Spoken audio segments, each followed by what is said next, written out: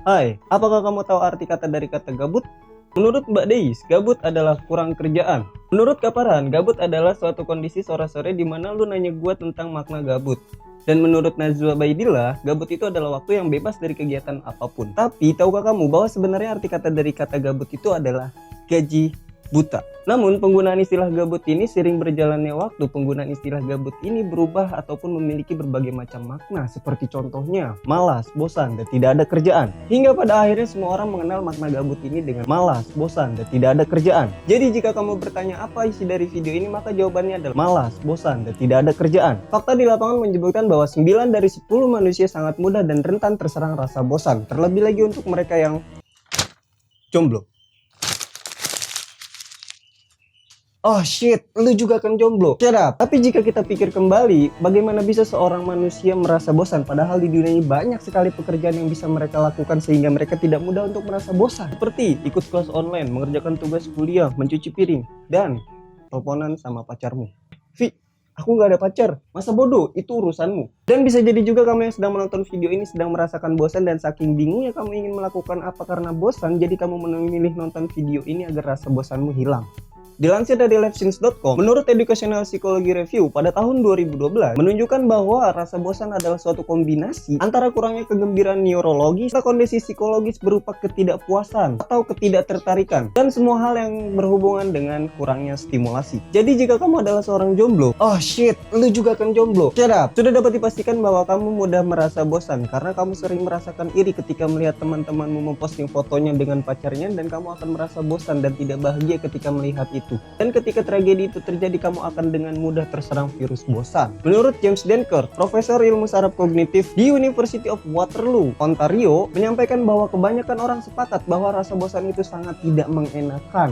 Ketika kamu merasa bosan, kamu akan merasakan sebuah kegundahan, di mana kamu akan bingung kamu akan melakukan apa, dan kamu tidak bisa menjawab pertanyaan dari dirimu sendiri. Hingga pada akhirnya kamu hanya akan diam. Padahal sebenarnya ada banyak hal yang bisa kamu lakukan, seperti ikut kelas online, mengerjakan tugas kuliah, mencuci piring, dan teleponan sama pacarmu. Vi, aku nggak ada pacar. Masa bodoh, itu urusanmu. Jika kalian sedang merasa bosan dan bingung akan melakukan apa sedangkan bosan kalian, maka di video ini gue akan kasih tahu apa yang biasa gue lakukan ketika gue sedang merasa bosan. Hal pertama yang biasa gue lakukan ketika gue sedang merasa bosan adalah traveling.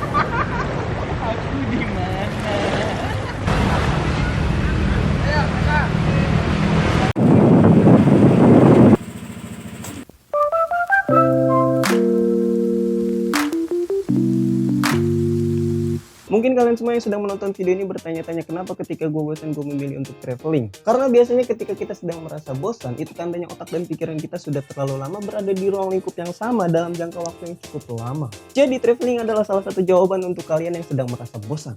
Hal yang kedua yang biasa gue lakukan ketika sedang merasa bosan adalah menggandakan diri.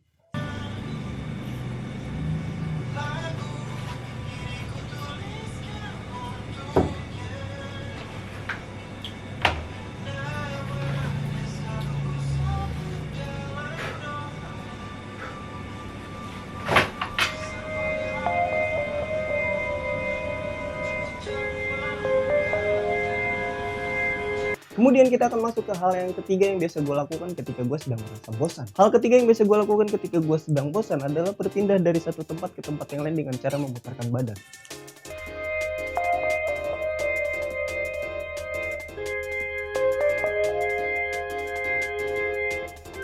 Dan ada satu hal penting yang harus kalian perhatikan ketika kalian sedang merasa bosan.